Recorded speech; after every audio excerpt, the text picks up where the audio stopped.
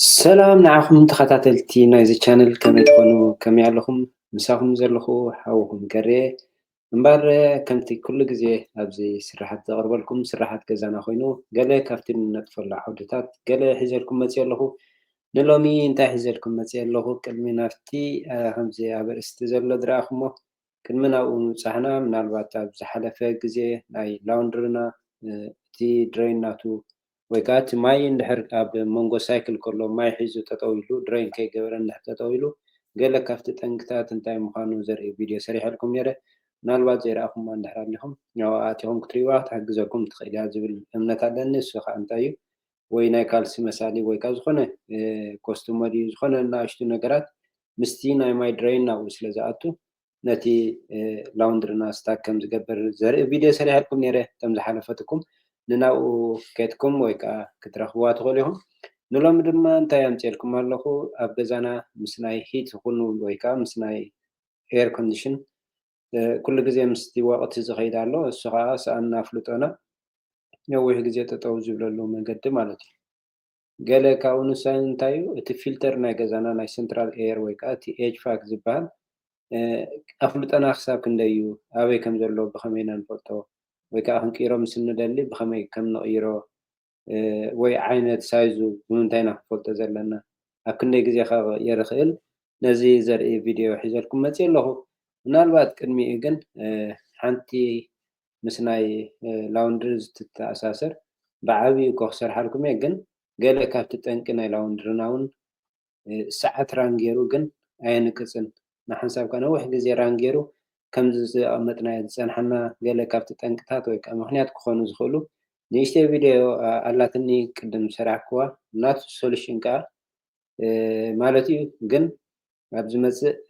እቲ ናቱ ኣብ ቱቦ ዘሎ እቲ ሊንት ወይ ከዓ ትጡብ ዝመስል ብኸመይ ጌርና ከም ነፅርዮ ዘርኢ ቪድዮ ክሰርሓልኩም እየ እዚኣ ቅድሚ ናብቲ ክስታይ ምእታውና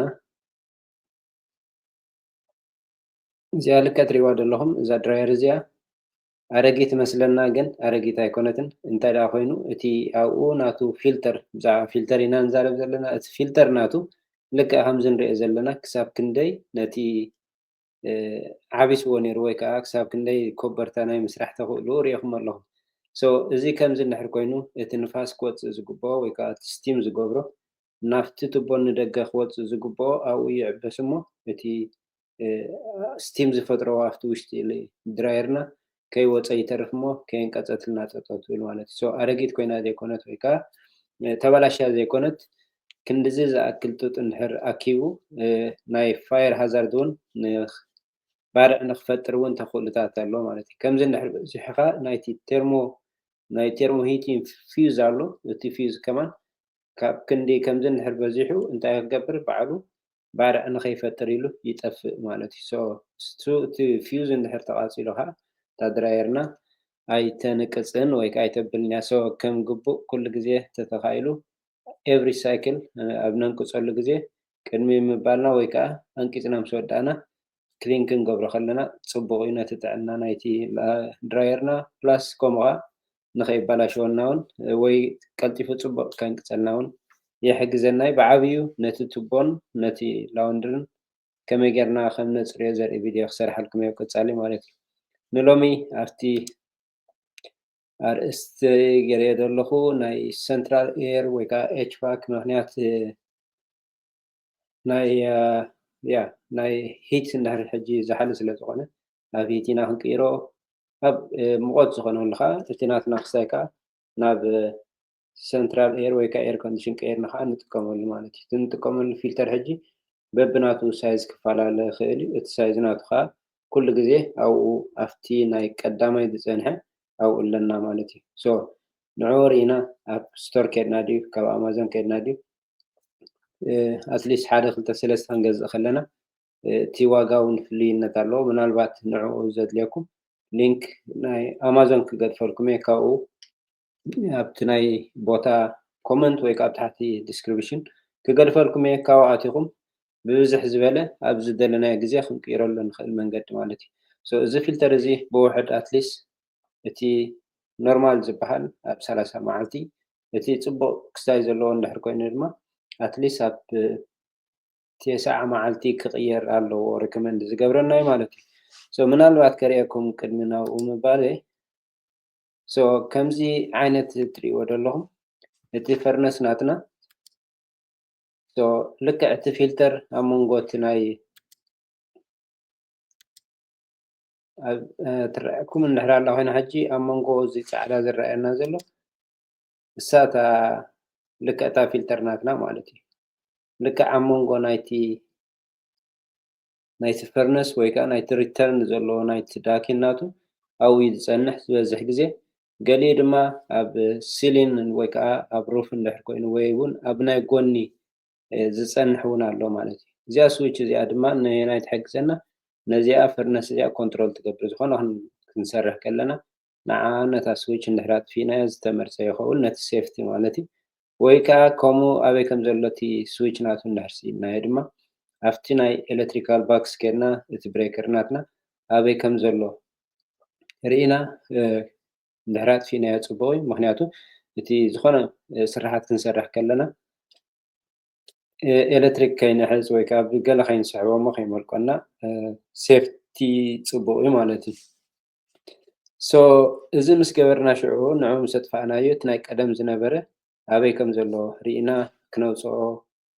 ማለት እዩ። ንዑ ኣውፂና ድማ ክስታይ ክንገብር ኢና ኦልሬዲ እቲ ሳይዝ ስለ ዝረአናዮ እቲ ክንገብሮ ዘለና ሪፕሌስመንት ኦልሬዲ ምፂና ኣለና ማለት እዩ። እዚ እትሪእዎ ዘለኹም እቲ ሓድሽ እዩ።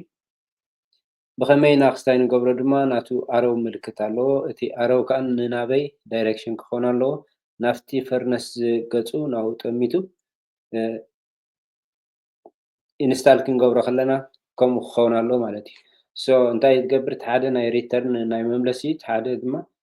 እቲ ፈርነሲ ማለት እዩ። ልክዕ ሳይዙ እንድሕር ዘይኮይኑ ዘይተማፀረዮ ወይ ከዓ ዝኾነ ክስታይ ዘለዎ ንፋስ ክነፍስ ወይ ከዓ ንፋስ ክኣትዎ ስለ ዝኽእል ልክዕ ሳይዙ ክኸውን ከሎ ዝተመርፀ ይኸውን ማለት እዩ። ልክዕ ከምዚ ንሪኦ ዘለና እዚ ድማ ዓመተ ምህረት ወይ ከዓ ካላንደር ኣለዎ መዓዝ ከም ዘእተናዮን መዓዝ ክንቀይረን ከም ዘለና ማርክ ንገብሮ እዛ ኤረው ትረአየና ዘላ ምልክት ከዓ ልክዕ እታ ዳይሬክሽን ናይታ ፊልተር ምስታ ኤረው ዘላታ ናብቲ ፈርነስ ዘለዎ ናብኡ ጠሚቱ ክኣቱ ክኽእል ኣለዎ ማለት እዩ። ምክንያቱ ንምንታይ እዩ እቲ ብድሕሪት እንድሕር ሪኢኹሞ ከምዚ ዚግዛግ ኣለዎ እቲ ዚግዛግ ሕጂ ንምንታይ ዝጠቕመና እቲ ሂት ወይ ከዓ እቲ ሰንትራል ኤር ክውላዕ ከሎ እቲ ዝፈጥሮ ንፋስ መታን ንኸይስሕቦ እቲ ምልክት ከምዚ ዚግዛግ ዝረአየና ዘሎ እሱ ይመልሶ ማለት እዩ። እሱ እቲ ናብቲ ዳይሬክሽን ናይቲ ቬንት ክንእትዎ ኢና ማለት እዩ። እዚ ክነብል ከለና እታ ናይ ቀደም ከዓ ልክዕ ኣውፂና ኣብቲ ናታ ቦታ ሪፕሌስ ንገብራ ማለት እዩ። ገሊኡ እቲ ኳሊቲ ናቱ ወይ ከዓ ኳሊቲ ናይቲ ፊልተር ይፈላለዩ ዝተፈላለየ ዓይነት ኣሎ ከከም ክስታይ ድማ ክንጥቀመሉ ንኽእል ማለት እዩ። እቲ ሳይዙ እቲ ዋና ኣገዳሲ ሳይዝ እቲ ልክዕ ሳይዙ ክንረኽቦ ከለና እሱ እቲ ዝበለፀ ማለት ትሪእይዎ ሕጂ ክሳብ ክንደይ እዚ ዚግዛግ ዘርእየና ዘሎ ዝበዝሕ ግዜ እቲ ዚግዛግ ናብቲ ፍሎው ወይ ከዓ እቲ ኤር ፍሎው ዘለዎ ናብኡ ክጥምት ኣለዎ። እቲ ርስሓት ትሪእይዎ ሕጂ ክሳብ ክንደይ ሓደ ዓይነት እቲ እንታይ ዝበሃል ክሳብ ክንደይ ስታክ ኮይኑ ኣሎ ማለት ትሪእይዎ። እዚ እንድሕር ተዓቢሱ ከዓ ነቲ ኤር ፍሎው ወይ ከዓ ነቲ ብዝሒ ዝመፅእ ንላዕሊ ዝኸይድ ድዩ ናባና ዝመፀና ይዕበስ ማለት እዩ። እንድሕር ተዓቢሱ ከዓ እቲ መጠን ዛሕሊ ድዩ ወይ ከዓ እቲ ሂት ይጎድል ማለት እዩ። ከምዚ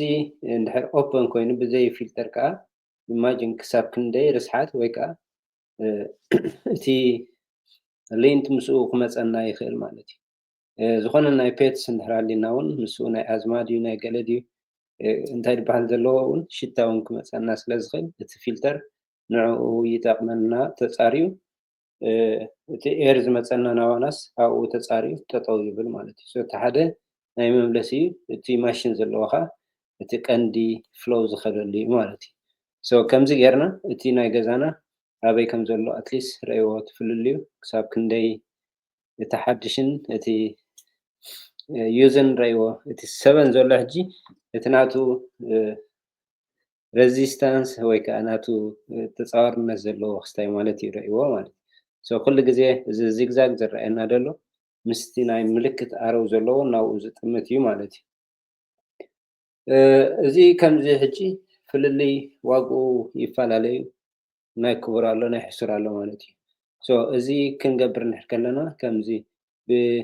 ብክልተ ወይ ከዓ ሰለስተ ክንገዝእ ከለና ከዓ ገሊኡ ባይ ቱ ጌት ዋን ፍሪ ኣሎ ከምኡ ክንረክብ ንክእል ኢና ማለት እዩ ምናልባት እቲ ሳይዝ ናይ ገዛኩም ኣገዳሲ እዩ ማለት እዩ ሳይዝ ፈሊጥና እቲ ክንቅይረሉ ዘለና ከዓ ማርክ ጌርና ዕለት ኣብ ክንደይ ክንቅይሮ ከም ዘለና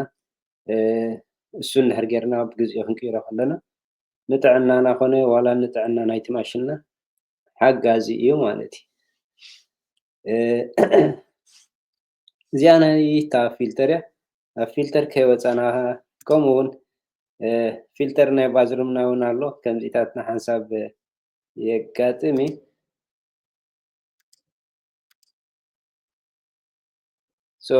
እዚ እውን ገለ ካፍቲ ዘጋጥመና